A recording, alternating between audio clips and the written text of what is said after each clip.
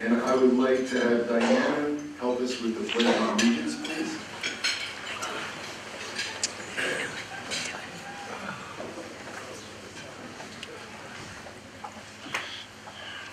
Ready, begin. I pledge allegiance to the flag of the United States of America and to the republic for which it stands, one nation, under God, indivisible, with liberty and justice for all.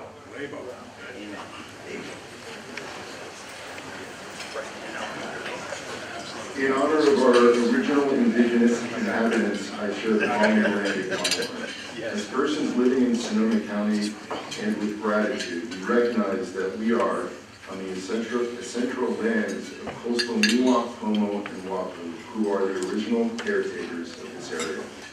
We respectfully acknowledge the indigenous peoples who have been stewarding and maintaining relationships on this land as knowledge keepers for millennia. Thank you. November is also Native American Heritage Month. So Sonoma County Alliance began celebrating Diversity Month 2 years ago at the suggestion of some members and board of directors. In honor and to celebrate Native American Heritage Month, here at the Sonoma County Alliance, your DEI committee has created a video series based on interviews with several Sonoma County business owners, nonprofits, and elected officials with a focus on leadership. Sonoma County is rich with the work of many Native Americans and indigenous people who have called Sonoma County home. For example, from the Press Democrat, activist Charlie Toledo, executive director of the Sokol Intertribal Council, was honored in Santa Rosa on Sunday, October 29th, for her significant contributions to sustainability, increasing visibility, accessibility, and resources for indigenous populations. In August of 22, Sonoma State President Mike Lee awarded Dr. Greg Saris the title and status of Distinguished Chair Emeritus. Dr. Saris is also chairman of the Federated Indians of Great Rancheria. And Jack Pollard, Sonoma County Alliance member and retired correctional deputy with the Sonoma County Sheriff's Office, is the founder of the Progressive Tribal Alliance, which seeks to provide leadership, resources for youth, to name a few. It's a lot to say. From the resources for employees' websites, diversity and leadership means greater depth and breadth and of experience and perspective, in which turns allows a greater ability to relate to employees, clients, and prospective clients. Experience, perspective, this helps facilitate innovation, which is critical to capturing and maintaining market share. We hope you enjoy this. And here's our video. Thank you.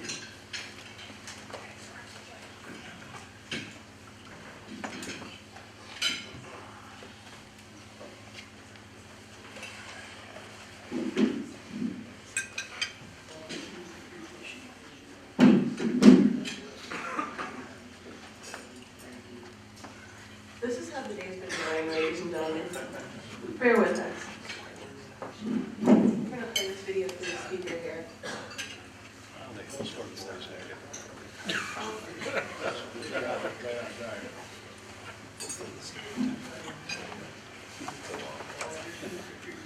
No, we're going to skip it for today and email it out. Today is no, the sound version. We've had a nice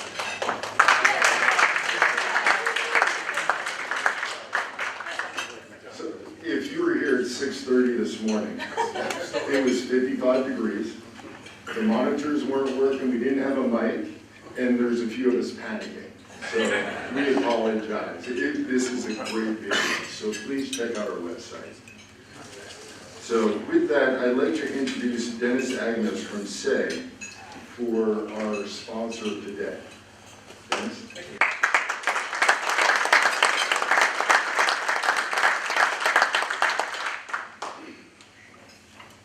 Thank you very much, and very delighted to be here. I'd like to say good morning to all of our distinguished guests, elected officials, former SAY board members, members of the community that hold up our youth in high regard and help us provide all of the services that we do throughout Sonoma County. And we're going to talk a little bit about an event that's coming up on November 17th, one cold night, and we have a sleeper or two in the room. I see in the way back Ernest Berghoff from Berghoff Realty. Thank you for signing up to be an advocate for the youth and to help us raise a few dollars. My name is Dennis Agnos. I am the Chief Development Officer for Social Advocates for Youth, and it's a delight to be here. How many of you know SCA? Excellent, lots of rooms hands up in the room. We have been around for over 50 years. We were founded way back in the day when young people were running away in the dark of night for a good cause. And if they were found by law enforcement had two choices: to either return them to that unsafe, unstable environment, and if they refused to go back, they went to juvenile detention, for it was a criminal activity to be under the age of 18 and run away. Things have changed in the 50 years. We now provide robust services for young people who are in precarious situations. We get them out of crisis and stabilize them. We bring them into housing. We provide them counseling services, and we provide them with job, career readiness services. And we do that because of members like you in the community who help us with that support and that advocacy. Unfortunately, in years gone by, in 2023, our point-in-time count that we conduct as a community revealed that there are 294 young people ages 12 to 24 alone and on the street tonight in Sonoma County. So, Paul, when you were talking about the temperature inside here being 55 degrees, I think it was colder outside. And if you can imagine for just a brief moment what that might feel like without a blanket, without a pillow, without a roof over your head, holding onto your backpack if you have one, if it hasn't been taken, it's not a pleasant experience. And that's one night. They stay out there for many nights. It's SCA that goes and finds them.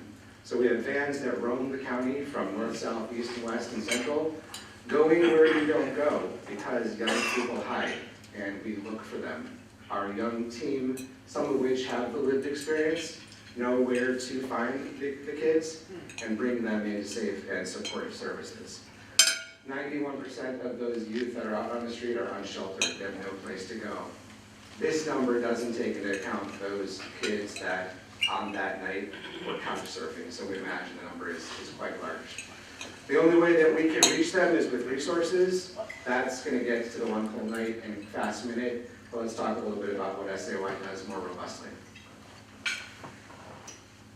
Each and every year, we provide safe, supportive services to as many as 2,000 children, families, and youth throughout Sonoma County in each of those four foundational pillars that I talked about: crisis stabilization, housing, counseling, and careers. You can see it by the numbers here. I could call them out, but best thing to do is maybe grab your phone and hit that QR code, and you'll see a fantastic infographic of what we were able to accomplish in 2022 with your services and support. And how do we do that? We do that in a number of ways. On any given year, we are a $6 to $8 million annual operating agency. That's all determined on contracts that might come through. For example, it's a little bit larger this year because we had support from ARPA to provide basic needs to children that were hit the hardest by the COVID pandemic, as well as support for mental health services in Sonoma County, in Sonoma Valley. Our income breaks up by about 80-20% of contracts to unearned, and it's the unearned that we concentrate on.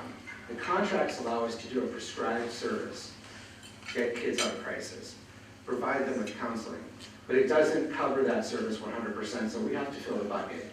We fill the bucket with fun events, we fill the bucket with individual gifts from folks like you, and a fun event that's coming up on November 17th is called One Cold Night. One Cold Night is exactly what it sounds. People like me and Ernest and others are going to spend the night outside at the Dream Center in Bennett Valley. We're doing it not to mock youth homelessness. We're doing it not to understand it for 1 minute. Because like I said, the young people that have been out there for days and days and months. But we're doing it to bring awareness to the 294 young people that will be outside that night. We're doing it right now for 6 weeks, where we are advancing news of SCA and the services that we provide, over social media threads, via email marketing, in the newspapers, sharing with the community what we do to help the children. And we hope that you might join us in that regard. There's a QR code to learn a little bit more about One Cold Night. We have about 40 advocate sleepers that are doing their job these 6 weeks leading up to November 17th. It's a fundraiser for us. If you're inclined to participate, even if you think you might want to sleep out and advocate, there's still time to do that. But more importantly, if you'd like to learn about it, watch our video, click that QR code, and if you're inclined to provide us any kind of support, we'd be very grateful. As I leave, I do want to punctuate again and say thank you to everybody for what you've done in the community for us. Each and every one of you I know has been a part of SCA in some particular way, and we can't do it without the village that we have. I mean, it truly does take a village to take care of kids, and we're glad to be a part of it with you. And thank you to the Alliance for having us this morning. It means a lot.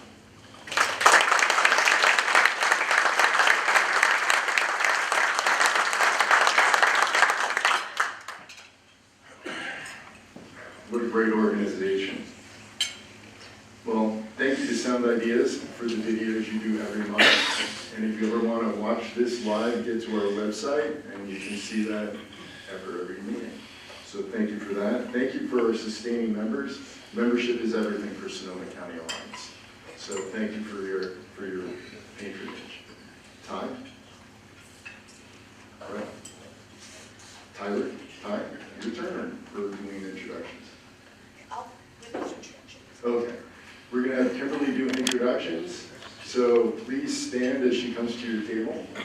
And if you are on one of our committees, when you stand and introduce yourself, please tell everyone what committee you're on. Thank you. Melissa Quinn, Director for School Culture and Partnerships at Sonoma County Office of Education. Good morning, Louis Gansler, Assistant Superintendent, Sonoma County Office of Education in the Department of School Culture and Partnerships. Good morning, Lisa Carino, United Way of the Wine Country, and I'm on 2 committees. I'm actually on the DEI committee, and I have been since the beginning of the DEI committee 3 summers ago, and I'm on the program committee.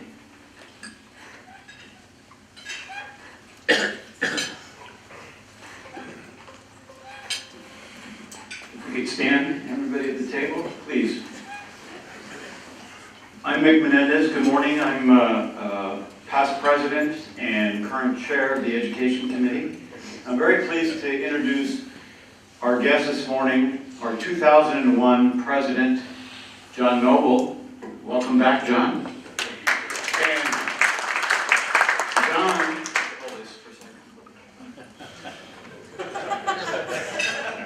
okay. John was gracious enough to bring back the Dan Pellet's Memorial Award that we affectionately called the Outside Agitator. And what would occur was that outgoing presidents would write notes of encouragement to the incoming president. And we have names here like Skip Kirshner, Dick Carlisle, Dennis Harder, Clint Wilson, myself. I was writing a note to Keith Christofferson. Anyway, it's my pleasure to present this to Ty to hold momentarily. Well, Paul's not going to hold it right now. So Janet's going to present it to Paul, and we'll resume the tradition. But thank you very much, and thank you, John, for bringing it back. Appreciate it.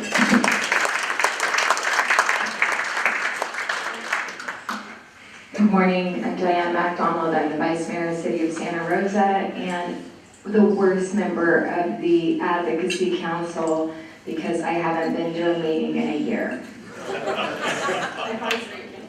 Good morning, I'm John Cregan, our Chief of Police for the City of Santa Rosa. Good morning, Kevin Kilgore. I'm the Deputy Chief of Police with the Rowan Park Department of Public Safety. Eddie Ingram, Sheriff Coroner. And if I had known John had stolen your lamp for over 20 years, I would have gotten you back by now.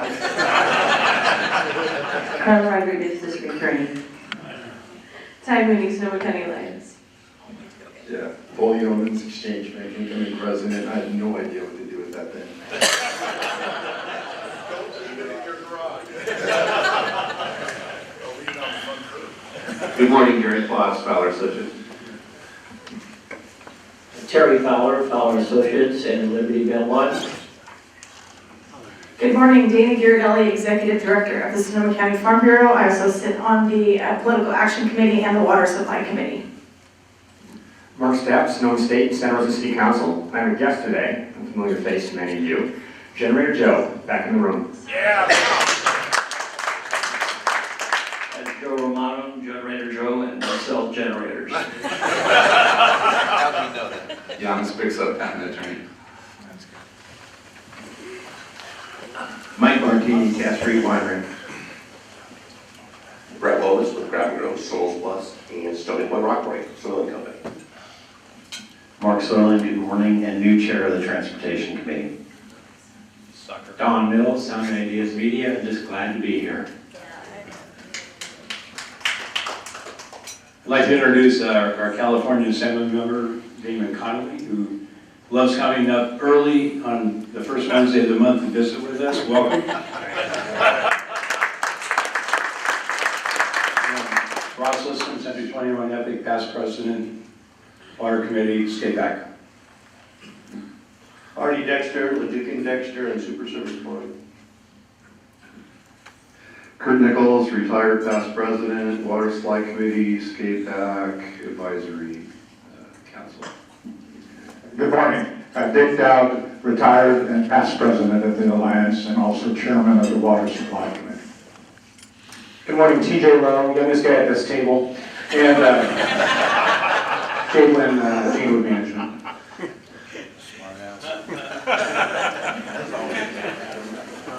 Good morning, Howard Baldwin, I'm a past president, member of the Political Action Committee, and time to time on the Advisory Council.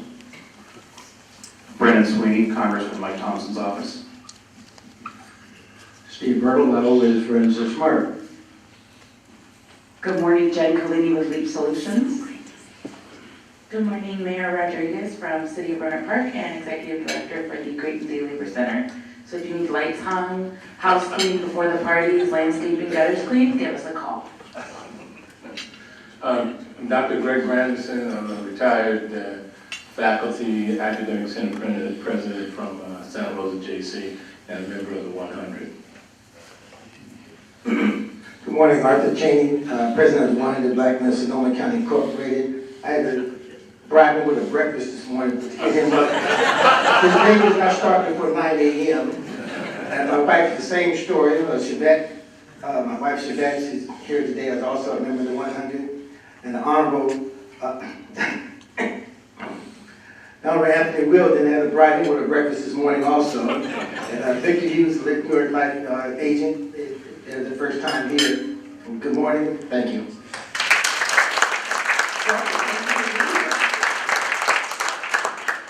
Good morning, Santa Rosa. Gerard Giudice, Sally Tomato, City of Roanoke Park, where this morning we just issued RFQs to build our new downtown. Bring us your developers. Ron Edwards, Councilman Hillsburg. Sam Salmon, Vice Mayor, Town of Windsor. Good morning, Pete Lescure, Lescure Engineers. Eagerly awaiting my first Transportation Committee meeting. And my guest, Sean Kelsey of Salvation Army. Ryan Kelly, WSI Smart Marketing, and I am your Executive Treasurer for the Board of Directors. Good morning, Brad Sherwood, Sonoma Water, your water provider, naturally filtered, 600,000 customers, worth every penny. Art Dyke, EPS, Water Supply Committee, and co-chair of the Environmental Committee. Mike Pickens, District Rep, Operating Engineers, Local 3, SCA and Advisory Committee. Chris Snyder, Political Director for the Operating Engineers, Local 3 statewide in Utah, Hawaii, Northern Nevada, and everything I learned about politics was as a former member of SCA.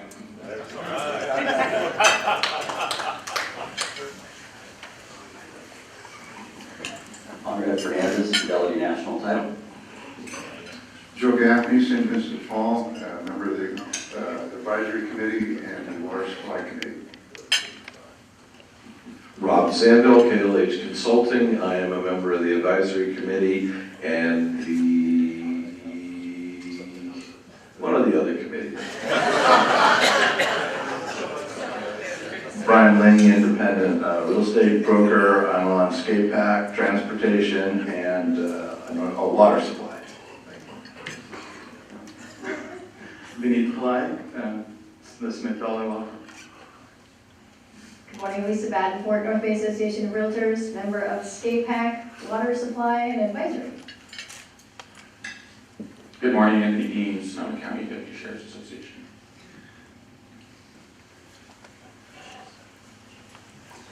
Good morning, Carla Rodriguez, Mid-State Construction. Mark Nelson, Mid-State Construction. Rex Barney, Holly Construction. Justin Hunter, Holly Construction. Larkin O'Leary, not construction. Common Ground Society, and I'm on the Educational Committee. Tony Spizman with 707 Promotions, and I have a guest today. This is Katie Collins with Redwood Empire Food Bank. She's a volunteer coordinator, so if you want to do some good deeds this season, talk to her. Rick Carlisle, PKF Engineers. Chuck Bruce, Double Eagle Financial, where cash is king.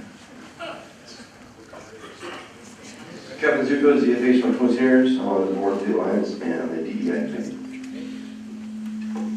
John Adai, Leap Solutions. Gary Lentz, Loan Depot Home Mortgage. Roy Martinez, Exit Strategies Group, and member of the Board of Directors of PEP Housing. Jack Pollard with the Fresh Travel Alliance, and I'm on the DEI committee here at the Alliance. Good morning, Danny Sheehan with the Friends of Smart. I'm on the Advisory Committee, the Environmental Committee, and the Transportation Committee, I think. Good morning, Alan. I'm with the Retail Food Park and also sit on the boards of CAP Sonoma, the Sonoma County Hospitality Association, and the Crescent Capital Fund.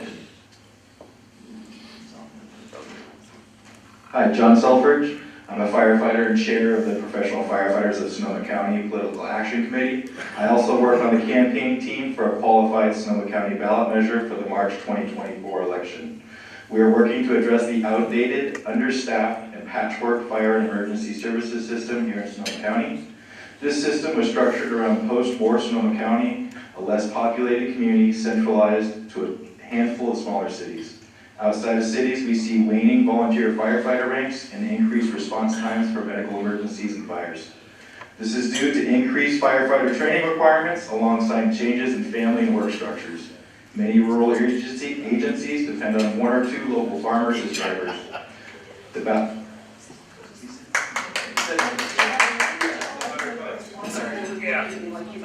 Sorry. So sorry. Go on. I was told I would have a minute. Again, many of these rural agencies depend on one or two local farmers as drivers. The ballot measure would ensure a fire engine gets on the road in less than 3 minutes and upgrades 7 semi-rural fire engines like Healdsburg and Kenwood to paramedic level care. The measure not only strengthens response in the rural areas where many devastating fires originate, but also increases the vegetation management efforts in nearly every community, including a vegetation management group dedicated to reducing hazardous fuels around the county. This measure is led by the fire service in collaboration with elected leaders and will be overseen by an independent committee that includes elected officials, the Taxpayers Association, fire service leaders, labor, and community members. I want to invite all of you to our campaign kickoff event, which is November 13th at Paradise Ridge Winery from 5 to 7 p.m. You can find more information at safersonomacounty.org. Thank you. Steve Blake, Power Geotechnical.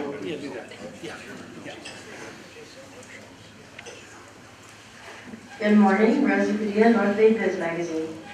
Good morning, Lori Lee, North Bay Biz Magazine. Parker Hale, with Carlisle Macy, I'm on the Advisory Council and on the Water Supply Committee. Good morning, Ryan Bucksbaum, Next One Staffing. Ernest Berghoff, broker and CEO at Berghoff Realty.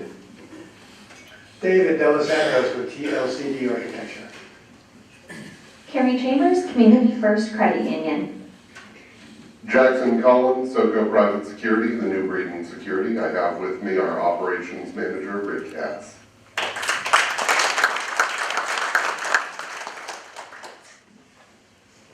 Kathy Goodacre, CTE Foundation. Haley Bly, Boys and Girls Clubs of Sonoma Marin. Brandon Jewell with CTE Foundation and the Sonoma Core Internship Program. Andre Moran with Rousey and Grace Consulting Engineers. Eric Schmies with Golden State Lumber. Harry Davidian and Tech Power, Water and Environmental Committees. Good morning, Dave Brown, Adobe Associates, Civil Engineers and Land Surveyors. Good morning, Ken LaFranchi, Architect. I'm on the Advisory Committee and the Water Committee. Lisa Wicki-Schaffner, North Coast Builders Exchange. And I do want to apologize to our 1 minute pop-up sponsor. I did not get that memo, so I do apologize. We have pop-up sponsors that you have the opportunity to do where you can speak for a minute on that. It's a $100 sponsorship, so please keep that in mind for future. Good morning, Jeff Woods, the President of the Santa Rosa Police Officers Association, and today I have with me Brian Fix, the Vice President of Santa Rosa PLA. Good morning, Matt North, Santa Rosa Police Management Association. Chris Wilson with the Historic Railroad Square Association, past president on SCA and board member. Morning, Aaron Smith with Adobe Associates. Allie Spencer, Exchange Bank, co-chair of the membership committee and current board member. Lucia Peterson, structural, is the other structural engineers. Drew Pageant, ZFA Structural Engineers. Scott Kincaid, Facility Development Company, past president and chair of the Sonoma County Alliance Political Action Committee, affectionately known as SCA.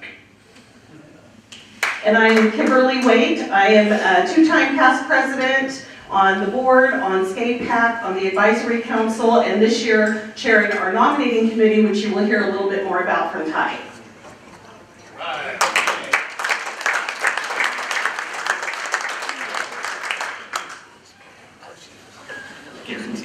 All right, well, that didn't wake you up. Good morning. All right, so to start off, we are looking forward to 2024 as we wrap up 2023, and we would love your input, your feedback to direct us and guide our strategy for the next year. So please fill out the member survey. There is a program on every table, and on the back there's an obscene amount of QR codes. One of them is for the survey. So please take that. It's due on the 15th of November. It will be instrumental in helping us decide what we do in 2024. We also have an exciting opportunity for you to provide your unique perspective, your skill, and your passion as a board member or an advisory council member. There are some seats open. Please apply. We would love to have your voice presented at the table. Again, applications are due on the 15th, and there's a QR code on the back of the programs. Also, we have Kimberly here, who you just saw, and she has paper applications. So if you want one of those, go chat with her today. If you have a nomination, someone who you think would suit the job well, please email Kimberly. We'd love to reach out to them and see if they're interested. And we have a really exciting partnership with our friends at CTE Foundation, and Kathy's here. We're going to be working with the Economic Development Board and with the Santa Rosa Metro Chamber, and we will be promoting the CTE Sonoma Core program. There's information on the registration page, which again is on the back of the QR code, but hopefully you can join us. There's already a bunch of businesses signed up. So we'll be meeting on Friday, November 3rd at 9 a.m. It's via Zoom. Come get some information. I was an intern. That's how I built my career. You never know who you're going to get. Come check them out. It's worth a look. Again, November 3rd, register. December 6th, we have our popular industry update where we'll be talking through what 2023 held and what to expect in 2024. We also have our January 3rd Dr. Eiler meeting where we have the state of the economy. So make sure to register for those ones early because they go out fast. And as always, call to action to end this little spiel here. We are a force in the community, and we need your voice. We need representation so we can continue to make informed decisions for the best of all of our community. Help us by bringing your voice to the table. Join a committee 2024. Bring a friend, bring a guest, and help us grow this alliance and make sure that we represent the full community. Thank you so much.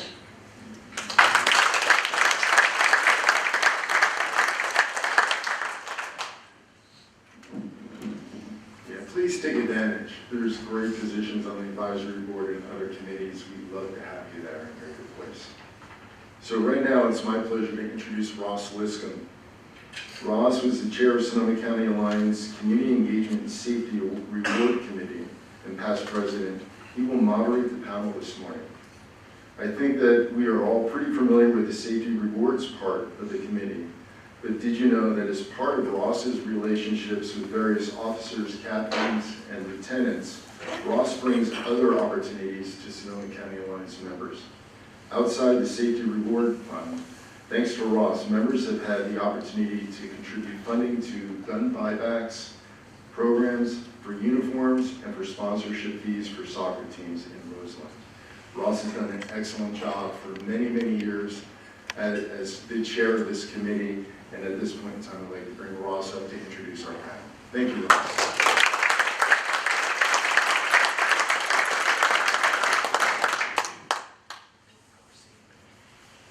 You should have had to sit closer. Or put on your roller skates. Take your time, Ross. Funny boy. I did say it was going to run long, right?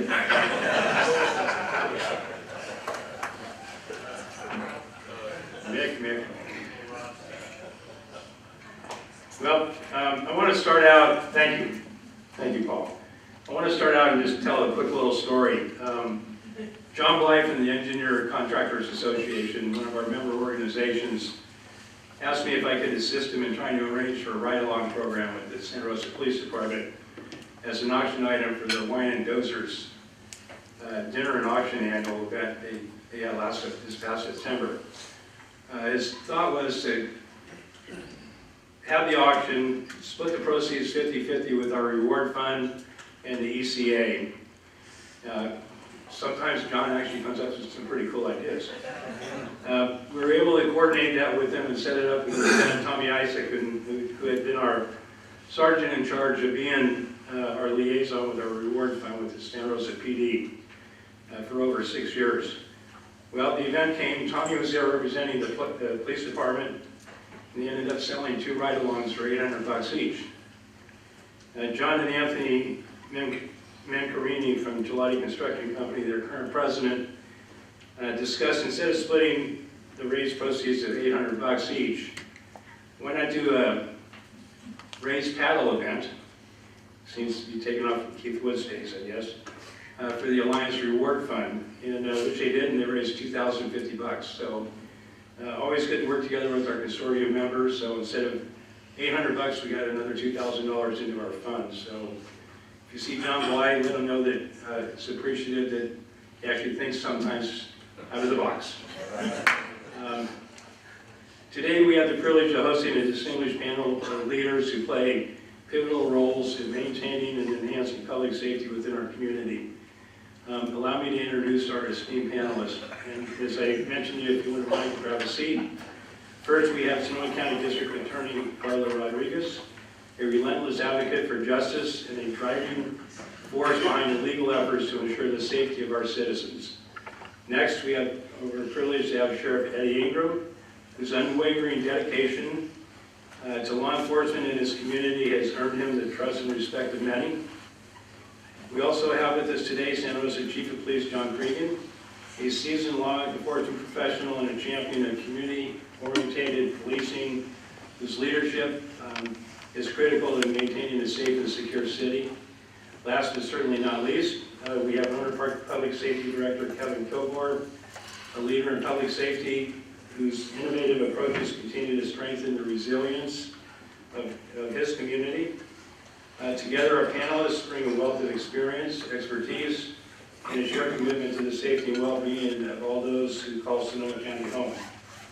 Hopefully, we look forward to an engaging and informative discussion as our panelists share their insights, experiences, and perspectives on the critical issues surrounding public safety in our county.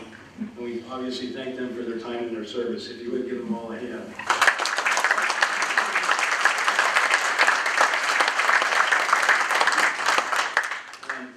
A couple of the ground rules. We're going to start out, the order will be Sheriff Ingram will start out, followed by District Attorney Rodriguez, and both chiefs will alternate between their questions. The question that is being addressed will be posted on the monitors in front of the room for you to follow. Once we have completed addressing the questions, we will take questions from the audience. And Kimberly Waite, our past president, and will have the microphone, and don't argue with her. Okay? I'm going to help her. I'm going to point out, so there's no, if you got a problem with getting called or not called, you can come and see me afterwards. I'm going to help point out to her where she's going to talk. And if you're on my list, I'm not going to acknowledge you. Given the number of questions, I'm assuming from each speaker that they have and the potential audience questions, we'll do our best to get out of here no later than 9 this morning. Now again, please welcome our guest. And we're going to start off with the sheriff questions.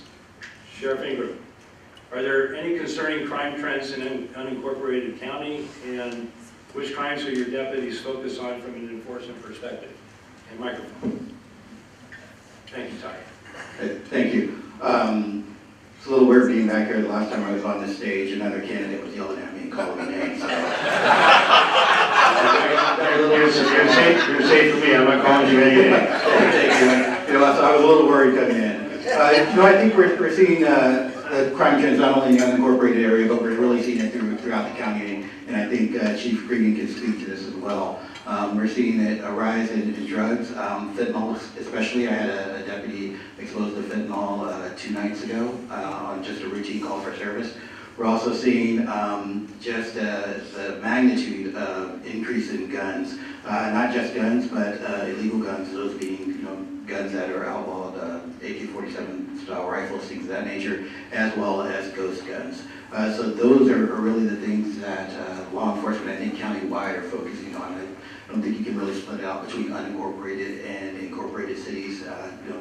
Criminals don't obey borders between the cities and the county, but those are 2 of the major things that we're seeing throughout the county. Thank you. What is the sheriff's office most pressing issue, and what are you doing to address it? My most pressing issue is staffing. We're broken into 2 divisions, our law enforcement division and our detention division. And our detention division, operationally, we're at 48%. Between 47 vacancies and 50 or so out on some sort of leave, the correctional deputies have been working an extreme amount of overtime. I think last month, 90 hours of mandatory overtime on top of their normal shift. So that is the thing that is really hurting our office. We have the same issue on our law enforcement side. Our law enforcement deputy sheriffs have been on emergency staffing for about 2.5 years, working 12-hour shifts, and they're averaging somewhere in the neighborhood of about 35 hours of overtime. So staffing is something that is really an issue for us. We've been able to sort of paper over the cracks with emergency staffing and doing different things so that the general public doesn't really feel the pain that we see. So what we've done to that is we've offered hiring bonuses. I've increased our the number of our background investigators. We initially had 4, now we have 6, with another 6 part-time background investigators. Really on a recruitment role. I don't know if anyone's heard our commercials that have been on the radio over the past few months. We have bus ads coming out. We hired a recruiting firm to help us create a recruiting website and TikTok or something. One of those things I don't know anything about, but apparently people in their 20s look at those things and decide they're going to get jobs from there. So those are really things that we're doing to address it, being very aggressive and in recruiting. We have seen a slight, a major increase in applicants, especially in our correctional deputies ranks. However, as you know, it's not always anyone can be a cop. So the applications are there, the quality individuals are not necessarily there, but that's something that we struggle with and continue to work on. What efforts are you making to communicate with the public, given the ever-increasing expectation of transparency? Yeah, that was one of my major focuses, and this forum here is one of the things that I'm doing. I've also started doing town halls throughout the county. We did our 5th one last week, and that was our Spanish language town hall. So we've had one in Sonoma, Monterey. We had one in Santa Rosa that was separate from our Spanish language town hall, and one in Geyserville, and our next one is planned in January or February in Petaluma. So we sort of go throughout the county and we rotate them. I've also started a monthly-ish newsletter, which some of you maybe, I think our next one is going out at the end of the week, latest next week, and that sort of just lets everyone know what we're working on at the sheriff's office, when our town halls are coming up, some of the major issues that we're having. Myself, I've probably attended over 50 different events, forums like this, Rotary, Sons in Retirement, sort of all over the county. What are the greatest challenges that you see in running the county jail, and how are you addressing them? And that challenge goes all the way back to staffing. And I think if everyone read the Press Democrat probably a week and a half or so, 2 weeks ago, really explained the challenges that we have. One of the things that I don't know if everyone got out of that article was we're regulated by the Bureau of State Community Corrections, and we had our last inspection in September, and we passed that inspection. So even though we do have those challenges with staffing and caring for the inmates who are in our custody and our residents of Sonoma County as well, which the Sheriff's Office is charged with serving, we are able to provide the services that we have. But the staffing really is the challenge, and part of addressing that is not only the hiring incentives, and the correctional deputies received a substantial raise this year. They had historically been underpaid, so much underpaid that when they negotiated this year, the county gave them a 13% equity increase to get them to the median of their competing agencies. So that's how far they were underpaid. And one of the things I've also done is I negotiated with the Deputy Sheriff's Association to have deputy sheriffs who have traditionally worked the street to come in and work in the jail to alleviate some of that overtime and sort of open up our services within the jail. As a county coroner, are there any patterns or trends in deaths throughout the county that you find concerning? Yeah, and I think it goes back to the crimes that we're seeing, drugs and fentanyl especially. Last year, our fentanyl deaths were 88, and that's about 7.3 per month. This year, we're already at 76 as of October, which is 7.6 per month. So if we continue on the route that we're going to eclipse last year. It's important to note that it's, we have two categories of that. We have fentanyl and we have fentanyl and poly, which is sort of a mix. So it can be fentanyl and methamphetamine, fentanyl and whatever else. But between those two categories, if we continue at the rate that we're going to eclipse the number of 88 last year. This wasn't my idea, but it's a good one.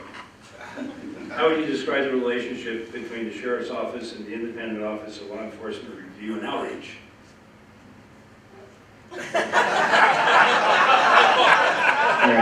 Everyone turn off your phones. Everyone turn off your phones. I would say, throughout my career, I came up sort of through the internal affairs structure within the Sheriff's Office. So I was an internal affairs investigator as a sergeant. I ran the unit as a lieutenant. And obviously now as a sheriff, I've had interactions with all three ILARO directors, Director Alden being the most recent. I would say that the relationship now is better than it's ever been. I think Director Alden brings a lot of experience to the position in his previous employment with the City of Oakland and San Francisco, which is something that we had with the other directors. The first director was a city attorney, and anyone who knows attorneys or is an attorney, it doesn't sound on attorneys. It doesn't sound on attorneys. Carla is I wasn't going to slam attorneys. Carla is an amazing DA. I don't know if you want her doing real estate, right?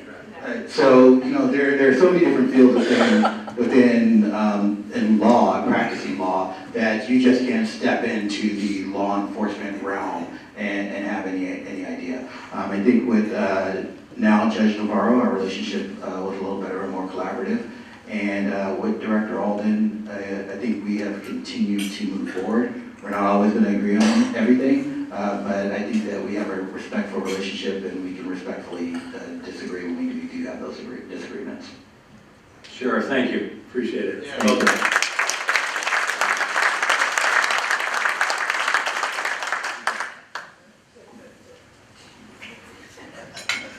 Welcome. Thank you. What are you seeing as a top priority on prosecuting specific crimes? So I agree with the sheriff. It's the same that it's always been in the 26 years that I've been doing this. It's guns, fentanyl, or guns, drugs, and gangs. And we're seeing just a huge increase in guns in our cases, and the stops, traffic stops, juveniles having guns, juveniles flashing their guns and their phones. It's terrifying. The fentanyl crisis is bad, so I won't go over it again. We have done a fentanyl campaign through the DA's office because frankly, the way that the state laws are right now, we're not going to be able to hold drug dealers properly accountable. So the whole purpose of our fentanyl campaign was to just try to get parents and grandparents and teachers to be aware of the harms of fentanyl and other opiates, and to just try to do whatever we can to have our children stop using those drugs. And then the gang issue is a touchy one. I'll let Chief Cregan discuss that, but we are seeing a resurgence in gang activity. Our laws changed recently so that juveniles under the age of 16 cannot be tried as adults anymore. And so what that means is if you're 14 or 15 and you commit a murder, you will never be tried as an adult. You can only be handled in the juvenile system. And so as a result, we're seeing a lot more 14 and 15-year-olds shooting and killing each other, getting involved in serious crimes, committing home invasion robberies and those types of things.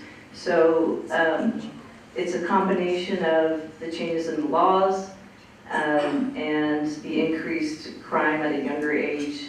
Our juvenile facility, our juvenile attorneys are just slammed right now with very serious crimes. So those are the top trends that I'm seeing as DA. If I can, maybe I can't, but I will. What caused the change in the law on the 14 and 15-year-olds? Damon? Thank you, I was just kidding. Not even Actually, Damon just got elected, so we have time to work with him. It's a trend, it's a trend. I mean, I could spend hours venting about the changes in the laws, and the trends are to, the juvenile system has always been to rehabilitate. The purpose is not to punish, it's to rehabilitate. But it's continuing, so every year, around this time of year, we wait to see what Governor Newsom or what our state assembly and Senate have come up with for new laws. And every year, the prosecutors in my office and I sit there and we're in shock with some of the changes in the law. So this is just a natural evolution of the increased rehabilitation focus for juvenile offenders. And the same is happening with adult offenders, but just not quite as quickly. That was covered quite well, I thought. Thanks Ross. Nice. What are the top priorities that you have for the DA's office in prosecuting crimes, and how do they align with public safety? So our top priorities are being very clear with our state legislatures about what we want to see happen, and being very clear with our public safety committee, the state legislature, about what we want to see happen. We've started a wage theft unit.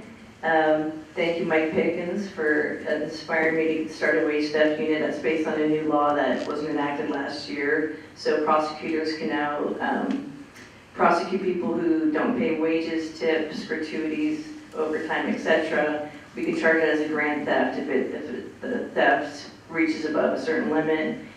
We started an organized retail theft unit. We just got a $2 million grant. Sonoma County was one of 10 counties that got this grant. We're very concerned about organized retail theft and just even the lower level theft that we see hitting businesses of all shapes and sizes in the county. The grant money will help us hire another DA investigator and a district attorney, deputy district attorney, to simply focus on organized retail theft. And I think what I see us doing is, based on another new law that we have this year, basically tracking every criminal in Sonoma County, every thief, keeping a database, and once they steal over $950 under this new law, let's say they steal 300 from Target and 300 from Walmart the next week, and 300 from the mom and pop store in Roseland, and then 300 from Home Depot. It seems like all the thieves go to Home Depot. Once they get over the $950 limit, we can charge them as a felony, and then hopefully get our teeth into that person. So that's what our organized retail theft unit will be doing, basically tracking thieves and waiting for them to get above that $950 limit.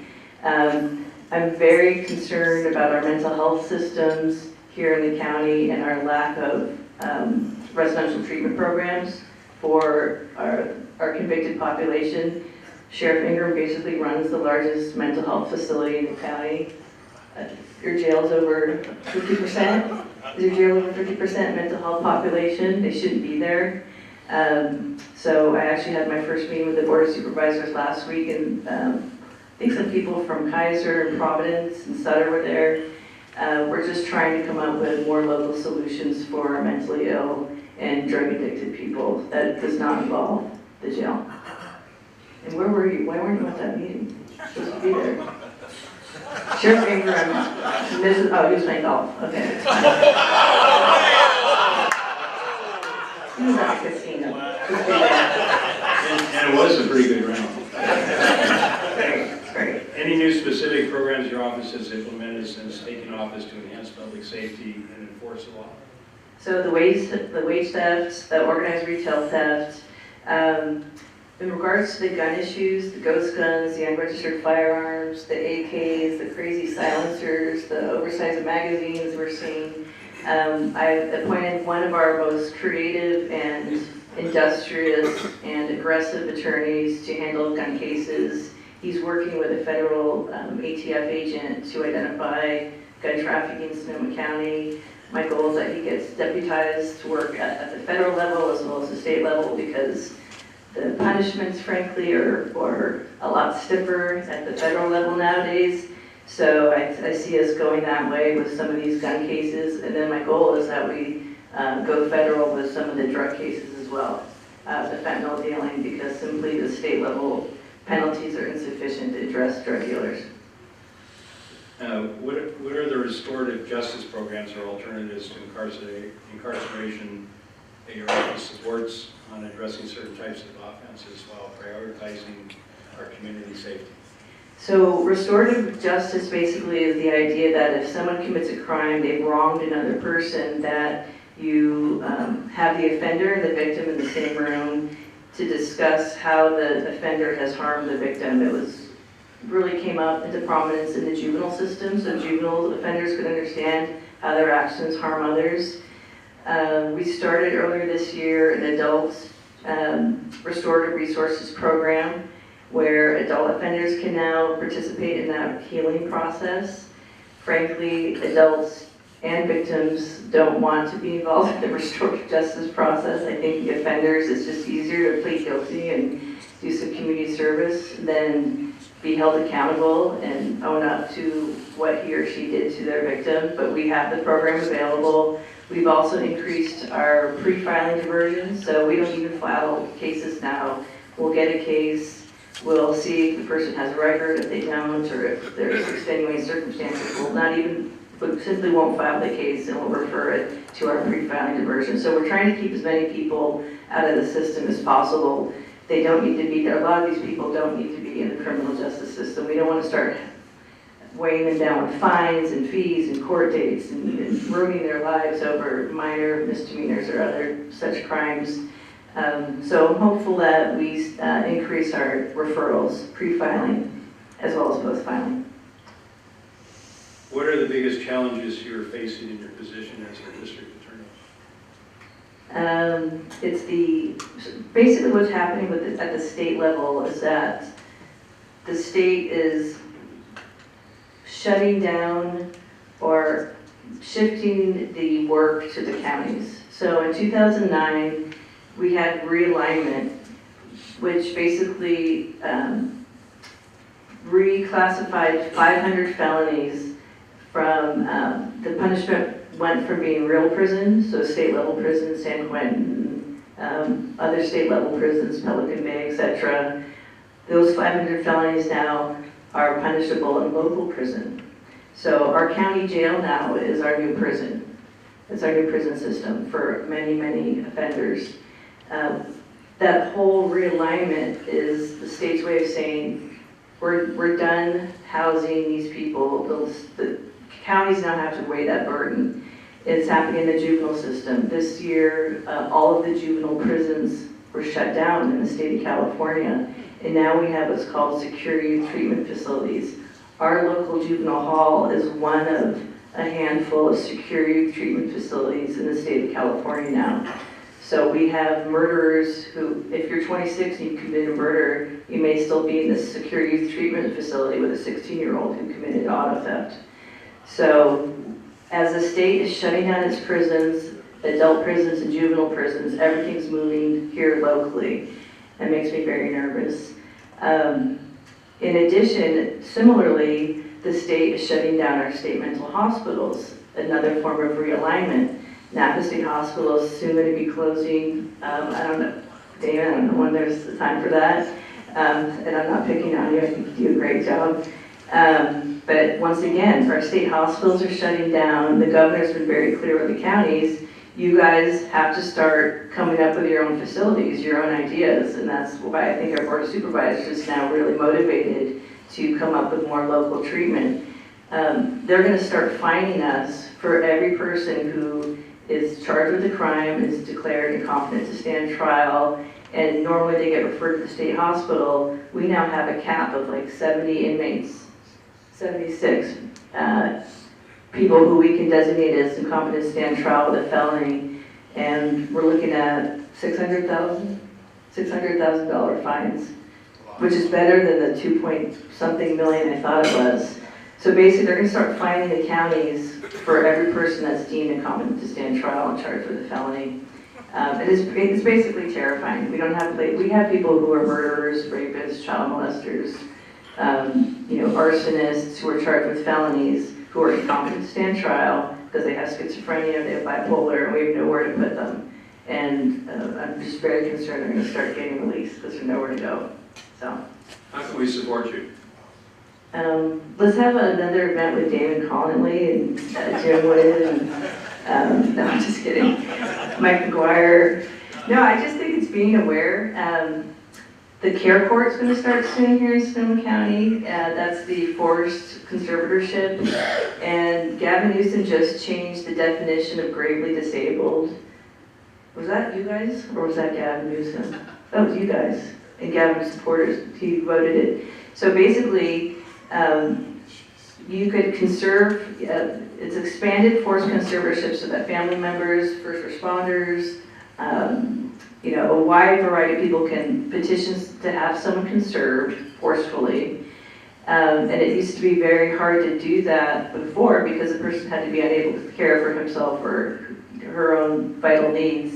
Now the definition of gravely disabled has been expanded so that if someone cannot take care of themselves due to substance abuse or alcoholism, we can try to conserve them now, which is a huge change in the definition. So next year there will be a bill, a ballot measure to finance this program, to finance drug treatment, alcohol treatment, and then forced facilities for these people who are conserved. Please vote in favor of that ballot. Thank you very much.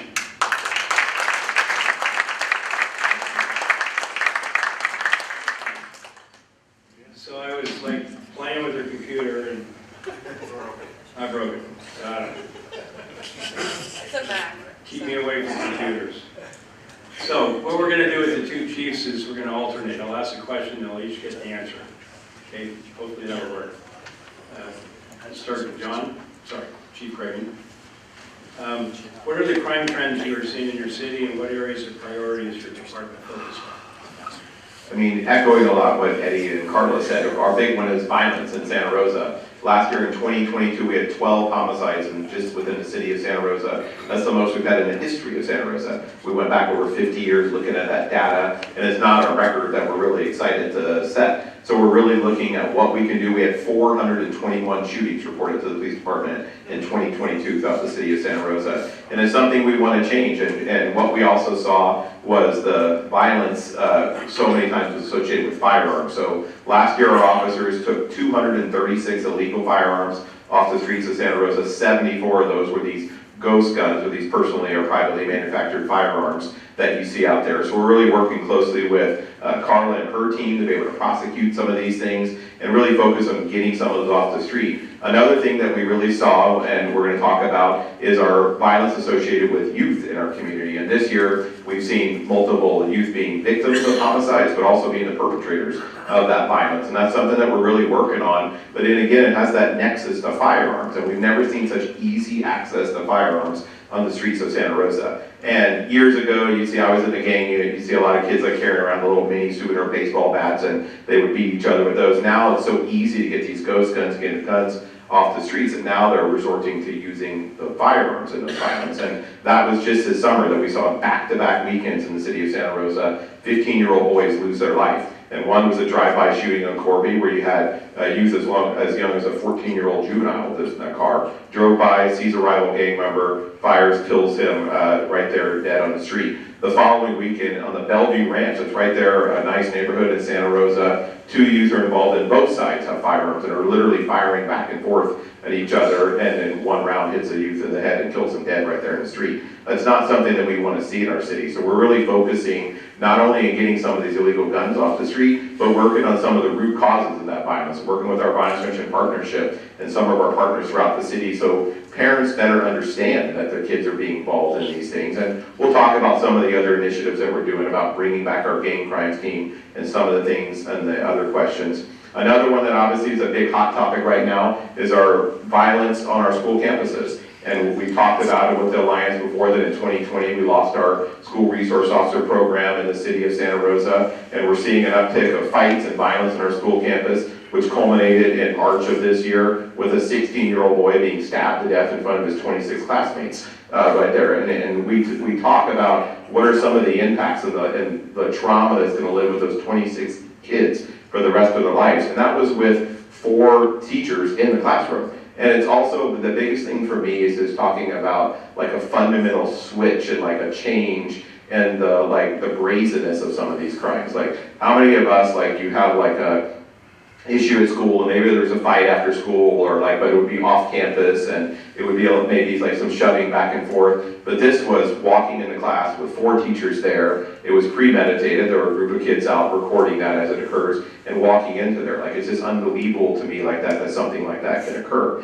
So for me, it's like a wake-up call for our community that we need to start looking at what are some of the root causes of this. We can talk a lot about, and Carla mentioned, that we're just changing so many of the laws in California year after year that are just like decriminalizing some of these, dropping the consequences of it. And our legislators have the best intent, and they hear from one side saying, hey, this is a reason, this is why we need to do it, but it's what it's making is just a lack of consequences for committing crimes in the state of California. And the reality is we're seeing the consequences every day throughout our cities.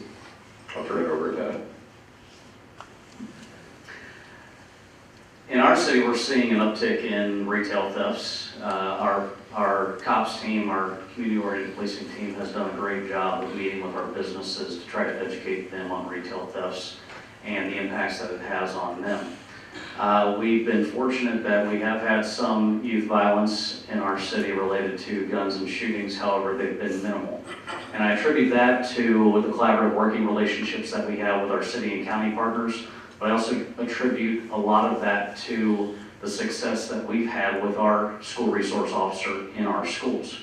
She's done a phenomenal job of building relationships with our students, staff, and faculty in our schools. And because of those relationships, we're able to really have a finger on the pulse of the youth in our communities and the impacts that they're having. And I think that we've got to understand that, you know, oftentimes we want our parents to be the educators, but sometimes that responsibility gets put on our school staff instead. And it's impacting our communities of color, it's impacting our underrepresented communities, our communities who are related to LGBTQIA+, and the impacts that they're having. And so when these kids are becoming homeless, as we talked about earlier, they're having to figure out a way to survive. So we've got to do what we can to try to help reverse that trend with our communities as well. As we continue to move forward we'll see during the holidays, we'll probably see an uptick in domestic violence. And we've also had some uptick in human trafficking that we've addressed as well with a variety of the hotels and the access that we have right off the 101 freeway. And so as we continue to do all that we can with the folks that we have, we need everyone's help. It's not just the public safety officers, the public safety entities who are out there doing this work. We're relying on our communities as well to be the eyes and ears and to help us try to curb these issues that we're facing.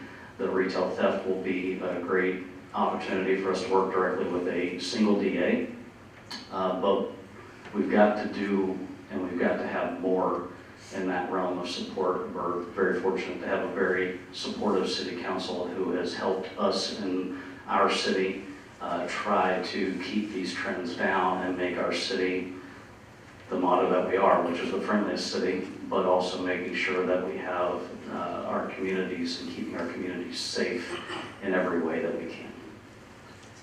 Have you recently implemented any specific strategies to tackle reducing the crime rates in your city? One of the things that we've specifically done is our community-oriented policing team has gone out and had these education opportunities with our retail stores to address the organized retail crime. Our investigations unit works closely with the DA's office to ensure that they're seeing these cases all the way through. Again, I spoke about our school resource officer and the relationships that she's making in the schools that have helped curtail crimes related to our youth. And then the community engagement is one of the biggest things that I think that has been beneficial for us. We put a lot of responsibility on our public safety officers to go out, to be seen, to engage, to get out of the car. And when you have that one-on-one in-person engagement, it makes an impact. We have taken the opportunity to hire a community engagement coordinator who pushes a lot of stuff out on social media. So we've had a great opportunity to get education through social media, but also to have that in-person engagement as well. Yeah, this is one that we're excited about, and we can talk a lot about the problems in Sonoma County and Santa Rosa, but what we're all here really focused on is like the solutions. And what are we going to do? And that's what the Santa Rosa Police Department's really been excited about, is some of the initiatives that we've done to reduce some of the violence, the impacts of fentanyl, the impacts of ghost guns, and going on and on. And one of the things that we did is created a special enforcement team, and these are 4 officers with a sergeant that are dedicated to going out and addressing some of these problems in our community, starting a lot with the violence and the firearms. And out of the 236 firearms we seized off the streets last year, 72 of those came from those 4 officers in the special enforcement team. That's incredible. So they're making a marked difference about taking some of the firearms to streets, and those are firearms that are not going to be used in violent crimes. And especially these ghost guns. The ghost guns are owned by people who can't legally buy a firearm. So it's the individuals that we've come together as the state of California saying like, hey, you shouldn't have the privilege of owning a firearm with it. So those are the guns that we really want to get off the street. Another one that we've talked about, in 2019, we lost our gang crime team due to catastrophic staffing issues. I came up with the gang crime team, served both as a detective and a sergeant. That's where I really got to work very closely with Ross on the reward system and be able to work with the Alliance. But we're seeing the impacts of not having that gang crime team on the streets of Santa Rosa. And we had really started to work toward resolving a lot of the gang issues in Santa Rosa. It's always there. But I talk to some people and say it's like someone who struggles with a mental health disorder saying, you know what, I'm taking my meds and I'm really feeling good, so I'm going to quit taking my meds, and then they slip back. So that's what we did. We were saying, wow, we really have made some impacts with the gang stuff in Santa Rosa. Staffing's low, we're going to cut the gang crimes unit, and surprise, surprise, we had 2 15-year-old boys shot and killed in the streets of Santa Rosa this summer. We have to be able to have some of these things back. Some community members have been concerned about bringing back the gang crimes team. And so I really worked to better educate them on what this team is going to be about. One of the key elements will be enforcement and going out there in our community. But some of the other things they're going to be doing is working on prevention strategies with our violence prevention partnership. They're going to be working on intervention strategies of helping youth never get involved in gangs in the first place and be able to get them out of those gangs. And another really important one is education, of getting out there and educating parents so they know more about what are some of the gang signs, what are some of the resources to help their youth get out of gangs. I can't tell you how many times I've served search warrants when I was in gangs, and moms and dads would be like, oh my goodness, I don't even know what you're talking about. My kid is not a gang member. And then we go in there and just show them their closet filled with the gang clothes and show them their social media accounts with them flashing gang signs and wearing this and putting gang videos. And the mom and dad were just like flabbergasted, had no idea. So we have to be able to work so the mom and dad and caregivers can understand some of these things and intervene earlier before that first intervention is when they're either the victim of a violent gang crime or they're getting introduced to our criminal justice system when it's too late for them. And those are some of the things we really want to focus on. Another one that we're really excited about is our countywide progress on sideshows. And we all know in 2020, 2021, and 2022, sideshows were getting out of control in Sonoma County. We were having them almost every weekend in Santa Rosa. And I can't tell you how many angry emails that I got right when I was stepping into the role of chief about why aren't we being more proactive with this. So we really came together not only as a law enforcement community, but as a community here in Santa Rosa and said, okay, we're going to come up with some strategies. First, we started by giving very clear direction to our staff that we weren't going to just stand there and watch them build and grow. So we started moving in quickly. We impounded over 115 vehicles for 30 days that were doing sideshows in the streets of Santa Rosa. We impounded them for 30 days, cost about $3,500 to go to. It goes actually to a local business in Santa Rosa. It goes to the tow company who impounds those vehicles, and really started making a difference. But we saw it really wasn't quite enough because we were still getting overwhelmed by how many resources. So all of the chiefs and the sheriffs came together and we formed a Sonoma County sideshow protocol where we all agreed to help each other out. If there's one in Roanoke Park, if it's out in Windsor, wherever it is, we're all going to send resources to the county because it's a county-wide issue. We all came together, we came to that plan, and so now we're all sending those resources and nipping them in the bud before they can grow out of control. Then the city of Santa Rosa led the way by creating the first sideshow ordinance, making it a misdemeanor to be a driver, a passenger, participant, or a promoter organizer. And our city council was super supportive. We've had many other cities, Roanoke Park, I know Petaluma, I believe the county's working on one as well, have all joined in that so we can do that consistently without the county. But the city of Santa Rosa, we didn't want to stop there. So we worked with our city attorney's office and we were able to identify 13 promoter organizers who were the main ones. Like they had their own Instagram accounts that were leading and creating these sideshows each weekend in Santa Rosa. So we identified them and we're going after them civilly. So we sued each one of them for the damage they're doing of tearing up our roadways. It costs thousands of dollars to repair these roadways after the large sideshows, and significant environmental damage with the rubber and debris that's going into our storm drains. So that's something that we have brought. We're one of the first in California to do that. And our point is not in Santa Rosa. You will not do sideshows. We'll tow your cars. We're going to move in. We're going to arrest you for every offense that you're doing. We're going to sue you. And so far in 2023, we've had one sideshow, and that was in January of 2023. It lasted for a few minutes, and we quickly moved in there and impounded those vehicles. We have not had another sideshow in Santa Rosa the rest of this year, and that's because we're all coming together as leaders here in the county and making it a practice. It's been such a team effort of all of us. But another thing, too, we're also looking at our same focus about, okay, what are some of the ways to give kids productive things? So the city of Santa Rosa, we started back with the program out at Sonoma Raceway there, where you can go out and you can go like cop to cop and you can race a police officer in a controlled environment out there at the raceway. So we're trying to get kids like, hey, if you want to get out there and show off your car and you want to do it, let's do it in this controlled environment, not spinning donuts in the city of Santa Rosa. So we're really happy about that. Another thing we really focused on in the city of Santa Rosa is using data to better lead our resources. So we're actually just yesterday, we're breaking ground on our real-time crime information center in the city of Santa Rosa, where we've got some tremendous support from Congressman Thompson, who wrote a federal earmark for us. If the feds can ever pass the budget, we'll hopefully get our check like that, but we'll see on that. But we've had tremendous support from Congressman Thompson's office, and we have an $898,000 federal earmark for helping support our real-time crime information center. But in the meantime, we've used some other existing city resources and some grant funding to build. All of our vehicles now have automated license plate readers in them, all 64 of our patrol vehicles that are going out in the streets of Santa Rosa. They also come with video cameras with those. But we also have not only some money from our local auto theft task force, but also the organized retail theft grant. We're putting 54 stationary LPR cameras throughout the city of Santa Rosa to better be able to use technology to be able to combat crime in the city of Santa Rosa. And this real-time crime information center gives us, we'll have staff who are In the office right there, we have a Department Operations Center who are able to provide our responding officers immediate information on suspects and what they're doing. It's going to help us with our apprehension rate and better understand the crime trends that are going on throughout the city of Santa Rosa. And the last one that we've talked with the Sonoma County Alliance before is our in-response mental health support team. And that's really helping them for some of these low-level offenses. We started in January of 2022. We went to 2,900 calls for the year one. I just got the data, and actually I was writing a memo for our city council just yesterday.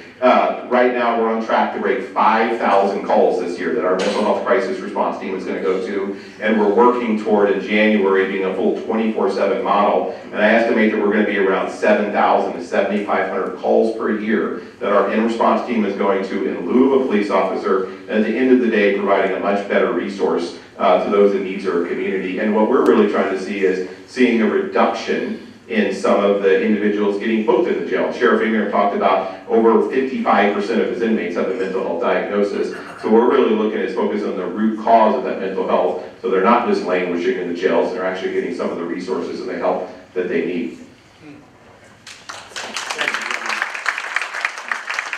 What I'm going to do, because of the time, I'm going to stop there. I'm going to ask Kimberly to come get a microphone, and we'll try some questions here before we have a mass exodus of all those punctual workers at 9 o'clock. So if you have a question, raise your hand. Please, Conrad. Carla, for the state penitentiaries that are eventually not going to be managed by the state, what's going to happen to those facilities? And then also, is there any movement from the counties going together to lease space in these penitentiaries for future use?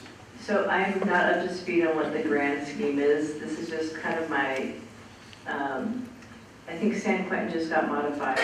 Is San Quentin, what's San Quentin assembly member? They moved it to rehab? Okay, Eddie will talk about that.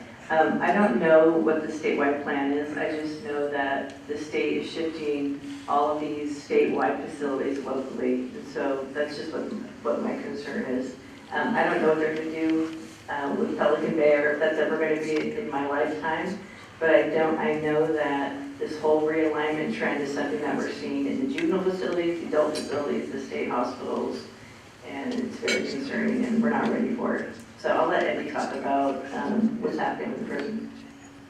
Yeah, so the governor's made it a goal of his to close prisons in the state of California. I believe they closed 2 last year. There are several on the slate to close next year and over the preceding years.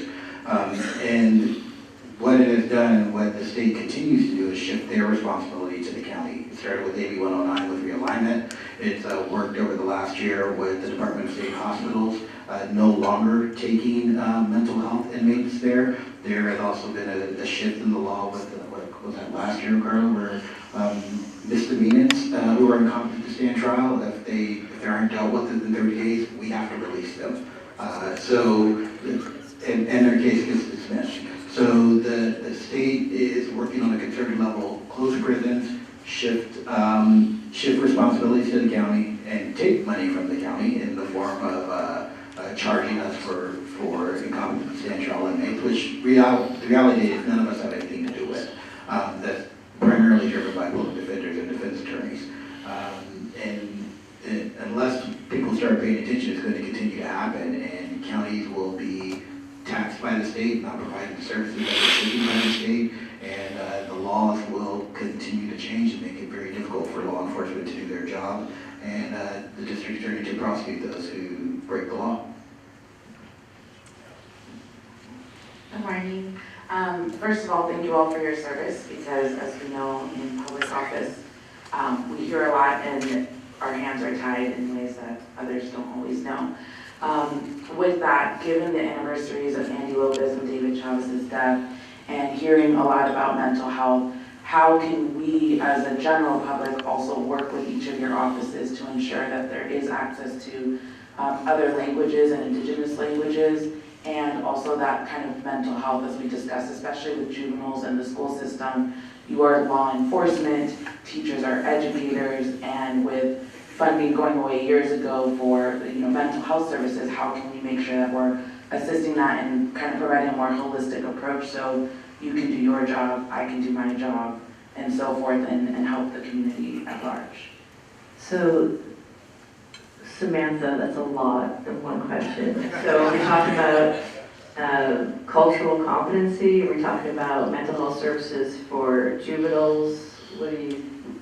Well, all of it, it's all pretty intertwined, right? So each person kind of has their own cultural experiences or whatever demographic you may be in, low income, affluent. So how do we, I mean, I guess I'm asking for a pretty general answer on a very complex question. I'm gonna get back at you. I'm gonna show up to one of your council meetings and ask you a 10-prong question next week. So we run the Family Justice Center, the District Attorney's office kind of coordinates the Family Justice Center, and that's like a one-stop shop. The sheriffs participate, Santa Rosa PD participates. We work with Verity, we work with the YWCA, we work with Catholic Charities, and we try to provide culturally competent services for victims of domestic violence, elder abuse, human trafficking, labor trafficking, etc. And what I've learned since I've been DA is that we need more interpreters. There's like 265 indigenous languages in Sonoma County. Tupi, Mixteco, and one other are the most prominent. I've been trying to find interpreters for the Family Justice Center so that people can come in, because of what I'm hearing is that the domestic violence issues in indigenous cultures are off the charts, but they don't trust us. We can't provide translated services. The AT&T interpreters line doesn't work for indigenous languages. So I've asked Kirsten Lang from NAACP, does she know anyone? But how do you find 264 interpreters? If I can find 3 for those top 3 languages, I'll be thrilled. In terms of mental health services, the whole purpose of last week's meeting, and I've been working with Brian Morris, our public defender, John Alden from Iolero, and I'm sure the sheriff is on board, but he's too busy golfing. But we worked on, so what our goal is there's a center in Orange County called the Be Well Center, and basically they have a campus for juveniles, low-level psychiatric, mid-level psychiatric, crisis stabilization, CSU level psychiatric, low-level drug withdrawal, mid-level drug withdrawal, high-level drug withdrawal, same for alcohol withdrawal. That's for juveniles. They have another facility for adults. All the first responders have an app, so if they have someone that's 5150, maybe addicted to meth and schizophrenic, having a crisis, they can check their app and see where there's a bed, where they can drive them to get a bed that's open and available. So we met with the board of Chris Corsi, Susan Gore, and all the hospital people to see if we can have our own Be Well campus here in Sonoma County, so that the police have somewhere to take people who are having a mental health crisis. That's not the jail. I would love to have a program where if someone gets arrested for trespass, drunk in public, vandalism of a bit, whatever the low-level crime is, that they agree that instead of going to jail and us charging them, that they go to this Be Well Center, and if they leave, then the police can send us something and we can file charges against them. So it's in the works, but we're grossly lacking that, and I think our county gave up the opportunity to adopt Laura's Law, which is assisted outpatient treatment. Our board of supervisors decided that wasn't the right business decision, so we don't have assisted outpatient. We have one women's rehab because Bill Gallagher paid money for Athena House to come back, so thank God we have one women's residential treatment facility. But all men residential treatment for the core system, we have to take out of county. We simply don't have enough service here locally. So did I answer your question, Samantha? Yes. Are you sure? Yes. Okay. I have a question about private prisons. I know that nationally that's run and they're for profit. But my final question is, another California thing, the following question is moot. With the shift going from the state to the counties, does that also impact private prisons? So does it also impact private prisons? Private prisons. It does. I believe there's also, for California, they're shutting down private prisons. It's not only the prisons that are operated by CDCR, but also the private prisons. So in general, the idea at the state level is to close prisons. It's not altruistic. The reason why they're closing prisons is because the state has been sued. And that's why they're depopulating beds and letting people out. And the reason why the state hospitals are pushing down their population to the counties is because they have been sued for overpopulation and not providing treatment in a timely manner. So the trend is when the state gets sued and they have to pay out millions and millions of dollars for for overcrowding in their prisons, for overcrowding their mental health facilities and not providing treatment at that time, they push it down to the counties so we can get sued. One last question, please. Even with the mental health response units, the police officers and sheriff deputies are really on the front line of dealing with mental health and dealing with homeless issues. Carla talked about where do we take them, but another question is what do we do with their stuff? So if a homeless person or a mental health related person gets picked up for being 5150, everything they own is in that backpack, or is in that shopping cart, or in that tent.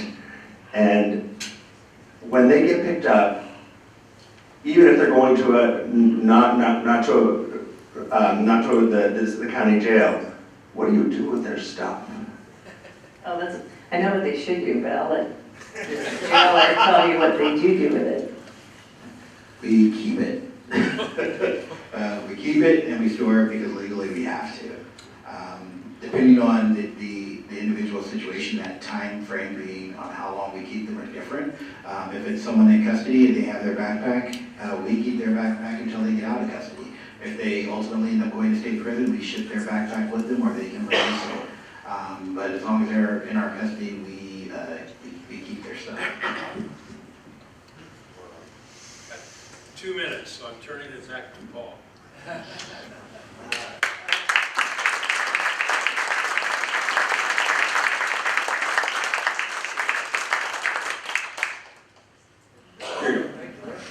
Thank you all. We really appreciated the thoughts, the ideas, and the knowledge. I mean, it's horrible to think about what's actually happening here.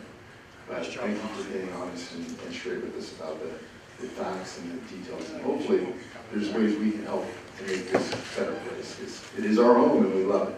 So thank you again.